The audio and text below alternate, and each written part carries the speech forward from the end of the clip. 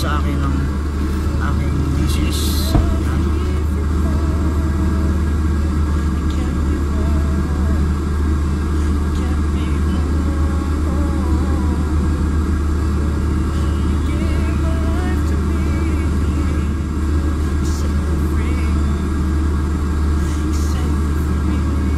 Alright, I got it.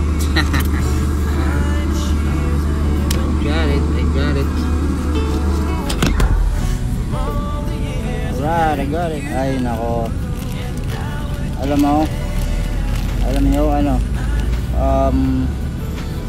sa ito lang yung pang transport sana niya sa baon sa ano, sa pagpasok sa trabaho. Yan, binili daw niya ng ganito, regalo for me.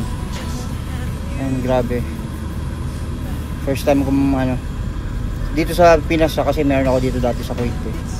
First time ko ulit tangin na, labis ko magkaroon ng ano ng silver. Ayoko kasi ng gold, promise. Yan, first time ulit magkaroon na itong ganitong ano, kwintas. Ito lang talaga, ayoko rin na may bracelet, ayoko nang basta kwintas, ayoko rin kamo na may pendant.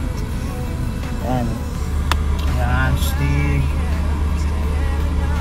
Yan po ang regalo ng ano, ng asawa ko. Yan, misis ko. Kala ko hindi na ako makapag ano ulit eh, makapag silver ulit eh, kasi sa Kuwait may mga silver ako, kaso nga lang naiwan ko doon. So yan, tuloy yung bumili sa akin is yung nanay ng mga anak ko. Yan, salamat, thank you, appreciate. Mahal naman po kayo, thank you, Merry Christmas.